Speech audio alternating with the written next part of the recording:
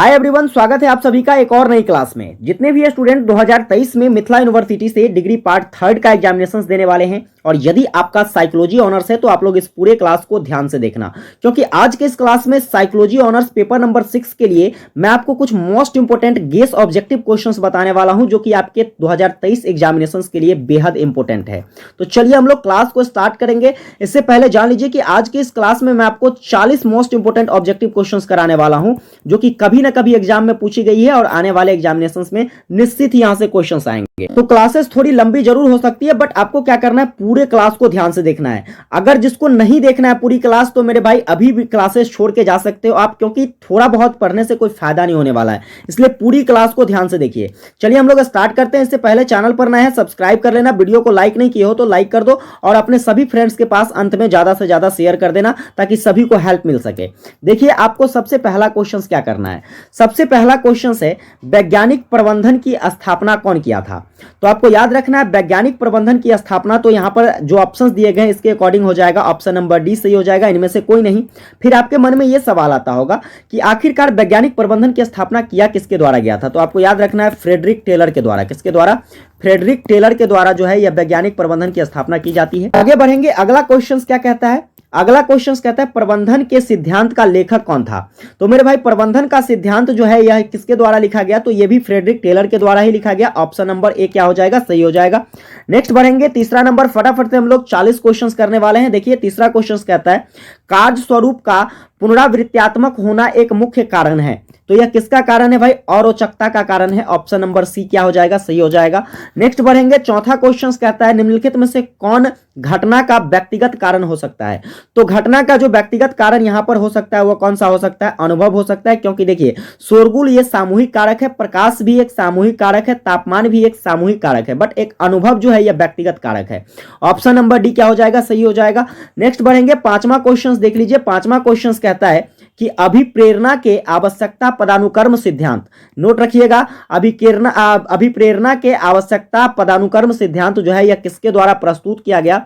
तो मेरे भाई यह जो प्रस्तुत किया गया था मायो के द्वारा प्रस्तुत किया गया अभिप्रेरणा के आवश्यकता पदानुक्रम सिद्धांत।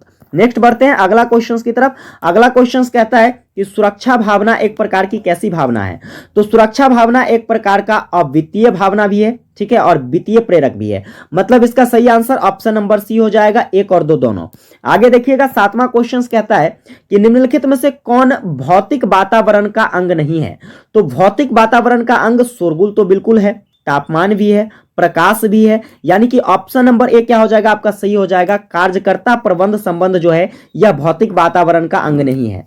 नेक्स्ट पर बढ़ेंगे। अगला क्वेश्चन देखो फटाफट से देखते जाइए। निम्नलिखित में से कौन सा समूह क्रियाशीलता का कारक है। तो क्रियाशीलता का कारक यहां पर क्या हो जाएगा, तो मेरे भाई आपको याद रखना है इनमें से सभी हो जाएगा, क्योंकि क्रियाशीलता जो है कार्यशीलता जो है या क्रियाशीलता दोनों एक ही चीजें होती है। तो कार्यशीलता किस पर आधारित होता है? कार्यकर्ता चयन पर भी आधारित होता है, आधिकारिक तंत्र पर भी आधारित होता है, संगठनात्मक संरचना पर भी आधारित होता है, इसलिए इसका सही आंसर ऑप्शन नंबर डी हो जाएगा। आगे बढ़ते हैं। नौवां क्वेश्चन क्या कहता है? नौवां क्वेश्चन कहता है औद्योगिक कुशलता का मनोविज्ञान, जिसको 1913 में प्रकाशित किया गया था, यह किसने लिखा था। तो आपको याद रखना है औद्योगिक कुशलता का मनोविज्ञान जो है यह किसके द्वारा लिखा गया है? मंस्टरबर्ग के द्वारा लिखा गया। ऑप्शन नंबर सी सही हो जाएगा। आगे बढ़ते हैं। देखिए 10वां क्वेश्चन है हॉथर्न अध्ययन के नाम से जुड़ा हुआ है। तो हॉथर्न अध्ययन के नाम से यहां पर जो जुड़ा हुआ है वह कौन है? मायो। कौन है मेरे भाई? मायो, जो कि हॉथर्न अध्ययन के नाम से जुड़ा है। नेक्स्ट क्वेश्चन पर बढ़ेंगे। अगला क्वेश्चन देखिए कहता है शास्त्रीय संगठनात्मक सिद्धांत को किसने प्रतिपादित किया। तो आपको याद रखना है हेनरी फेयाल के द्वारा जो है यह किसको प्रतिपादित किया गया? शास्त्रीय संगठनात्मक सिद्धांत को। नेक्स्ट क्वेश्चन पर बढ़ेंगे। अगला क्वेश्चन देखिए कहता है मनोवैज्ञानिक प्रबंधन का सिद्धांत। तो ये क्वेश्चन तो मैंने आपको पहले भी कराया है कि यह किसके द्वारा, तो टेलर के द्वारा किया गया, ठीक है। आगे देखिएगा अगला क्वेश्चन क्या है। अगला क्वेश्चन कहता है निम्नलिखित में से कौन दुर्घटना का व्यक्तिगत कारण नहीं है। तो दुर्घटना का व्यक्तिगत कारक जो है आयु तो बिल्कुल नहीं हो सकता है, अनुभव भी नहीं, क्योंकि आयु देखिए आयु क्या है, तो यह किसी भी आयु के व्यक्ति से दुर्घटना हो सकती है। अनुभव ये तो किसी भी व्यक्ति के अनुभव से क्या हो सकता है, दुर्घटना हो सकता है। यहां पर कहता है व्यक्तिगत कारक नहीं है, तो व्यक्तिगत कारक है तो यहां पर शोरगुल जो है यह एक प्रकार का सामूहिक कारक है, इसलिए इसको हम व्यक्तिगत कारक में नहीं रखेंगे। ऑप्शन नंबर जो है क्या हो जाएगा, तीसरा सही हो जाएगा। चलिए आगे बढ़ते हैं। अगला क्वेश्चन देखना, मोशन स्टडी के प्रणेता कौन है। तो आपको याद रखना है गिलब्रेथ जो थे या मोशन स्टडी के क्या थे, तो प्रणेता माने जाते हैं। ठीक है, आगे बढ़िएगा। अगला क्वेश्चन क्या है? अगला क्वेश्चन कहता है कार्य संतुष्टि शब्द किसने दिया था? याद रखिएगा, इंपॉर्टेंट क्वेश्चन है कार्य संतुष्टि शब्द। तो दोस्तों कार्य संतुष्टि शब्द जो है यह हर्ज़बर्ग के द्वारा दिया गया था। किसके द्वारा? हर्ज़बर्ग के द्वारा। आगे बढ़िएगा। अगला क्वेश्चन क्या कहता है? निम्नलिखित में से कौन प्रबंधकों से संबंधित कारक नहीं है? तो प्रबंधकों से संबंधित कारक कौन नहीं है? आकांक्षा स्तर जो है यह प्रबंधकों से संबंधित नहीं है। ठीक है, नेक्स्ट पर बढ़ेंगे। अगला क्वेश्चन देखिए 17 नंबर, निम्नलिखित में से कौन सी आवश्यकता अनौपचारिक समूह या संगठन की तुलना अधिक संतुष्ट होती है? तो मनोवैज्ञानिक आवश्यकता जो है यह किससे अधिक क्या कहते हैं संतुष्ट होती है? तो अनौपचारिक समूह या संगठन से अधिक संतुष्ट होती है। नेक्स्ट पर बढ़ेंगे। अगला क्वेश्चन क्या कहता है? अगला क्वेश्चन है संगठन की आंगिक संरचना में निम्नलिखित में से कौन सी विशेषताएं प्रबल मानी जाती है? तो संगठन की आंगिक संरचना में जो मेरे भाई सबसे प्रबल माना जाता है यह क्या कहते हैं अनुकूलनशीलता माना जाता है। ऑप्शन नंबर क्या हो जाएगा? पहला सही हो जाएगा। नेक्स्ट पर बढ़ेंगे। देखिए 19 नंबर क्वेश्चन कहता है किस वर्ष हॉथर्न अध्ययन शुरू की गई? तो हॉथर्न अध्ययन की जो शुरुआत की जाती है यह कब किया जाता है? तो आपको याद रखना है 1925 ईस्वी में। कितने ईस्वी में? 1925 ईस्वी में। नेक्स्ट क्वेश्चन पर बढ़ेंगे। देखिए 20वां क्वेश्चन क्या कहता है? निम्नलिखित में से कौन सा शिक्षण सिद्धांत संगठन के क्षेत्र में अधिक योगदान देता है? तो यहां पर संगठन के क्षेत्र में अधिक योगदान देने वाला कौन है? अनुकूलन सिद्धांत, जो कि संगठन के क्षेत्र में अत्यधिक अपना योगदान देता है। 21 नंबर क्वेश्चन देखिएगा क्या कहता है? 21 नंबर क्वेश्चन कहता है वैज्ञानिक प्रबंध के पिता के रूप में कौन जाना जाता है? तो मेरे भाई मैंने आपको पहले भी बताया है कि टेलर को क्या माना जाता है? तो वैज्ञानिक प्रबंध का पिता माना जाता है। नेक्स्ट बढ़ेंगे अगले क्वेश्चंस की तरफ। अगला क्वेश्चन कहता है संगठनात्मक व्यवहार को प्रभावित करने वाला बल है। तो संगठनात्मक व्यवहार को जो प्रभावित करने वाला बल है वह कौन है? यहां पर इनमें से सभी हो जाएगा। ठीक है, आगे बढ़ेंगे। अगला क्वेश्चन क्या कहता है? संगठनात्मक व्यवहार कौन सा है? तो यहां पर संगठनात्मक व्यवहार जो है यह एक विज्ञान के साथ एक कला भी है। ठीक है, तो ऑप्शन नंबर क्या हो जाएगा? तीसरा यहां सही हो जाएगा। नेक्स्ट देखिए 24 नंबर क्वेश्चन कहता है हॉथर्न अध्ययन संगठनात्मक व्यवहार क्रांति के किस चरण से संबंधित है? तो आपको याद रखना है यह वैज्ञानिक प्रबंधन से संबंधित है। ऑप्शन नंबर दूसरा सही हो जाएगा। नेक्स्ट क्वेश्चन देखिए 25 नंबर क्वेश्चन कहता है वर्तमान संदर्भ में संगठनात्मक व्यवहार के लिए चुनौती है। तो वर्तमान समय में जो है, ठीक है, वर्तमान संदर्भ में संगठनात्मक व्यवहार के लिए चुनौतियां कौन सी है? तो यहां पर क्या हो जाएगा? ऑप्शन नंबर 4 सही हो जाएगा। कर्मचारी की अपेक्षा जो है ये भी एक चुनौती है। कर्मचारियों की विविधता भी एक प्रकार की चुनौती है और वैश्वीकरण भी एक प्रकार का किसके लिए? संगठनात्मक व्यवहार की एक चुनौती है। आगे बढ़ते हैं। देखिए 26 नंबर क्वेश्चन कहता है आजकल संगठन में कर्मचारियों के डैश पर बहुत तनाव डाला जा रहा है। तो कर्मचारी के किस पर ज्यादा तनाव डाला जा रहा है? तो भाई कर्मचारी के व्यवहार पर तनाव डाला जा रहा है। इसलिए क्या हो जाएगा? ऑप्शन नंबर तीसरा सही हो जाएगा। 27 नंबर क्वेश्चन देखिए क्या कहता है संगठनात्मक व्यवहार 3 स्रोत पर केंद्रित है। संगठनात्मक व्यवहार जो है यह 3 स्रोतों पर केंद्रित है। वह कौन कौन सा स्रोत है? तो यहां पर इसका सही आंसर क्या हो जाएगा? आपको याद रखना है कर्मचारी, नियोक्ता और प्रबंधन पर क्या है? तो केंद्रित है। आगे बढ़ेंगे 28 नंबर क्वेश्चन देखिए किसने वकालत की कि मनुष्य अनिवार्य रूप से आवश्यकताओं के स्तर से प्रेरित होता है? स्टार लगाइए, ये छपने वाला क्वेश्चन है। ठीक है, तो मैस्लो के द्वारा बताया गया कि मनुष्य जो है यह अनिवार्य रूप से आवश्यकताओं के स्तर से प्रेरित होता है। नेक्स्ट क्वेश्चन की तरफ बढ़ेंगे।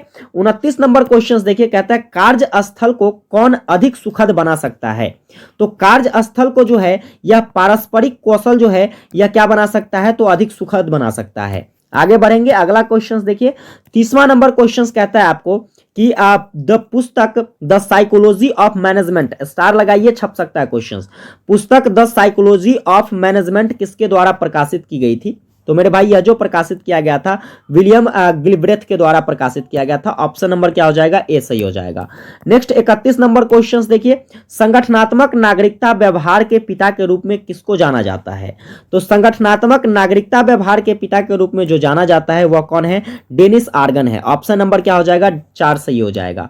नेक्स्ट क्वेश्चन पर बढ़ेंगे शास्त्रीय संगठनात्मक सिद्धांत किसके द्वारा प्रतिपादित किया जाता है? तो आपको याद रखना है मैक्स वेबर के द्वारा जो है यह क्या प्रतिपादित किया जाता है? जाता है? तो शास्त्रीय संगठनात्मक सिद्धांत प्रतिपादित किया जाता है। आगे देखिएगा 33 नंबर क्वेश्चन कहता है वैज्ञानिक प्रबंधन का सिद्धांत किसने दिया था? तो वैज्ञानिक प्रबंधन का सिद्धांत टेलर ने दिया था। इसके बाद देखिए अगला क्वेश्चन कहता है संगठनात्मक व्यवहार कौन सा है? तो संगठनात्मक व्यवहार एक प्रकार का कला भी है, एक विज्ञान भी है, यानी कि कहने का मतलब एक कला के साथ साथ एक विज्ञान भी है। ऑप्शन नंबर क्या हो जाएगा? तीसरा सही हो जाएगा। नेक्स्ट क्वेश्चन पर बढ़ेंगे। देखिए अगला क्वेश्चन कहता है निम्नलिखित में से कौन अनौपचारिक संगठन का मापदंड नहीं है? अनौपचारिक संगठन के बारे में कहा जा रहा है, तो यहां पर क्या हो जाएगा? सदस्य के बीच में व्यक्तिगत संबंध जो है यह अनौपचारिक संगठन का मापदंड नहीं है। आगे बढ़ते हैं 36 नंबर क्वेश्चन देखिए कहता है टेलर किस युग से संबंधित है? तो टेलर जो संबंधित है यहां पर इनमें से कोई नहीं ऑप्शन सही हो जाएगा। ना तो ये क्लासिक क्या कहते हैं क्लासिकी युग से संबंधित है, ना प्रारंभिक से, ना व्यवहारात्मक युग से। तो चलिए आप कमेंट करके हमको बताइएगा फ्रेडरिक टेलर जो है यह किस युग से संबंधित है। नेक्स्ट क्वेश्चन पर बढ़ेंगे। अगला क्वेश्चन 37 नंबर क्वेश्चन कहता है मोशन स्टडी के प्रणेता किसको माना जाता है? तो मोशन स्टडी का प्रणेता मैंने पहले ही बताया कि गिलब्रेथ को माना जाता है। ऑप्शन नंबर पहला क्या हो जाएगा? सही हो जाएगा। नेक्स्ट देखिए 38 नंबर क्वेश्चन स्टार लगाइए, छपने वाला क्वेश्चन है। हॉपॉक ने किस वर्ष में कार्य संतुष्टि शब्द दिया था? तो हॉपॉक के द्वारा जो है कार्य संतुष्टि शब्द यह कब दिया गया? तो मेरे भाई याद रखिएगा 1935 ईस्वी में दिया गया। आगे सेकंड लास्ट क्वेश्चंस देखेंगे।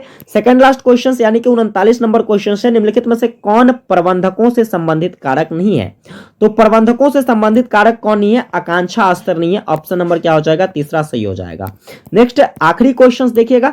आखिरी क्वेश्चन कहता है संगठनात्मक व्यवहार के सिद्धांत एक्स और सिद्धांत वाई का प्रतिपादक कौन है?